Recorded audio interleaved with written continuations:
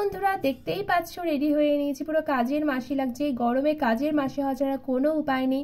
তারপরে চলে এসেছি আমাদের পাড়ার মনসা মন্দিরে। এসেই দেখলাম মায়ের পুজো অলরেডি কমপ্লিট হয়ে গেছে। তারপরে মায়ের কাছে এসে প্রণামটাও করলাম। দেখলাম ওই পাড়ার মাকে ঢাক ঢোল বাজিয়ে মা নাচতে নাচতে আসছে এই পাড়ার মায়ের কাছে, কারণ আজ আমাদের সমস্ত মা একসাথে গ্রাম ঘুরবে।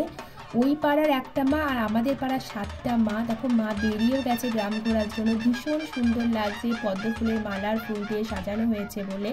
সব নিজের নিজের বোন জানো তো এরা। তারপর দেখো কত সুন্দর গ্রাম ঘুরছে মা। আর এটা অনেক বছর পর হচ্ছে, আমার বেড়াতে এই প্রথমবার আমি দেখছি। আর এই দেখো এই মাটাকে দেখছি না, এটা হলো শীতলা মা। এই মায়ের ভীষণ ডাক, একজনের মাথায় নিয়েছে তো অন্য কাউকে দেবে না।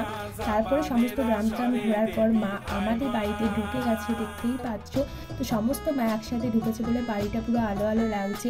মার বড়মা পায়ে জল দিল, ভীষণ সুন্দর লাগছে। তারপর মা আমাদের বাড়ি থেকে বেরিয়ে এবার ঢুকবে মন্দিরে।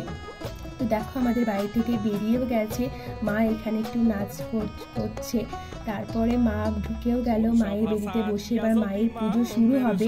তো আজকের ভিডিওটা এ পর্যন্ত। ভালো থেকো, সুস্থ থেকো, টাটা বন্ধুরা।